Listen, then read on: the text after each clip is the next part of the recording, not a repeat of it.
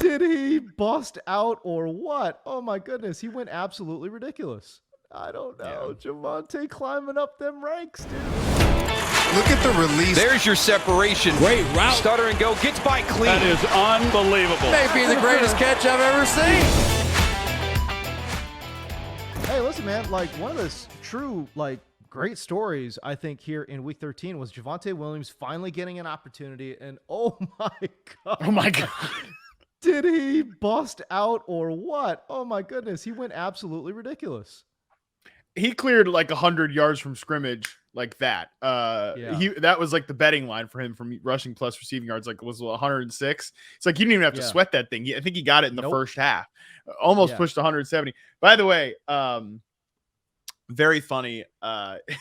Watching this game last night with my fiance, who knows zip about Teddy Bridgewater, knows nothing, not one thing. Didn't know who Teddy Bridgewater before.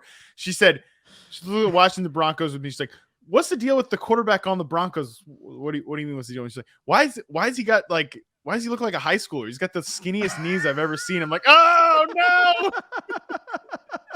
Javonte Williams, though, I mean, he was easy to watch. He was easy to watch last night.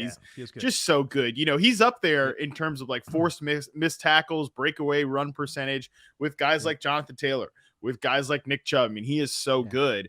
You look at the Broncos too, they've been in a very efficient rushing offense in terms of EPA per play. They've been very good this year. I do think, Javonte Williams is a baller, man. I think he's really good. The question for the rest of the season is just how does this split look like with Melvin Gordon coming back? Next year is another question. This year, what do you think, man? I mean, Vic Fangio already said today, he's like, I like the rotation between these guys. It's yep. I get it. I mean, I get it. I've been saying all year that Melvin Gordon hasn't really done anything to lose the job. He's played pretty well this year, but God, it's just, oftentimes I say too, this is two things I say all the time. It's well, the vet's got to lose the job first before they just give it to the rookie. But also it's tough to put the genie back in the bottle with those performances. Elijah Moore, when he balls out a couple weeks ago, it's the Jets can't possibly just put their head up their own ass and not play him more. They have since done that. They play him all the time now.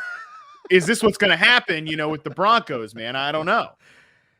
Listen, if I know anything about Vic Fangio, it is that he's going to stick to his guns. And as you mentioned, he's an old school dude. And he just out the gates, he just said, we like our rotation. What does that tell you? They're going back to Melvin, man. He's going to be the veteran. And these old school guys, they really believe you can't lose your starting job due to injury. You know what I'm saying? Yeah. If you stink, okay, great. You lose your job. But I'll also say this too. If I think the metric is different and the conversation is different, if Denver wins that game. What's crazy though too is you think about what Javonte did in an absolutely terrible game script. Yeah. You know what I mean? You couldn't ask for a worse game script, and Javonte absolutely came through, man. That was awesome. But as you think about the two guys that I compared him to, Nick Chubb, Jonathan Taylor, those guys are and Derrick Henry is this way too. These big backs that are explosive runners. They can be a team's vertical threat. Who's the big play person in the Colts passing game? Michael Pittman, yeah, obviously, but then nothing else. Who's the big play threat in the Browns passing game? Not a damn soul. Same thing with the Titans when AJ Brown's on in there. It's these guys can be legit field flippers. That's who Javonte Williams was last night. He was a field flipper, a legit. This is where the only place we're getting big plays. Like I said, like my future wife said, ain't nobody getting big plays with Teddy in the passing game. So it is tough. From a fantasy perspective, the rest of the season, I think you probably have to start Javonte Williams, though. I mean, you can't. Yeah. I mean, you were starting him anyways. I mean, he'd been pretty good. Probably. I mean, it's not like he was bad. You know what I mean? He's been pretty good. But yeah, no, you're starting him. I would have him just outside the top 10. You know what I mean? Somewhere in that RB2, healthy RB2 range, which is cool. I don't know. It's going to be a split, and I promise you, he's not winning that job, dude. You know what I'm saying? Unless Melvin's hurt. Now that's the big caveat. Unless Melvin's hurt, which is very possible. Unless Melvin's hurt. But I'll tell you what, from a dynasty perspective, and again, my guy, the fantasy guru, John Hansen, he is all in, and he's been all in on Javonte Williams. He said, just looking forward, if Melvin's not there, he's got Jonathan Taylor 1 and Javonte 2. And when he said that 6 weeks ago, I was like, bro, come on, stop. It's crazy. Like, Yeah. it's like, hey, listen, CMC's still around. Alvin Kamara's still around. As we sit here today, I don't know. Yeah. I don't know. Javonte climbing up them ranks, dude. I don't know, man. Yeah. It's interesting. And the other thing I thought about too with Javonte, how about if Aaron Rodgers goes to Denver? Oh my God. I think this is the key for Javonte, and like, even, dynasty one thing, but like even next year, I think there's a chance he could be the next Jonathan Taylor, just like John Hansen was saying. I mean, I said that last night. I was like, could he be that guy? Even if Melvin Gordon's okay, it's like, but Jonathan Taylor had a great end of his rookie season.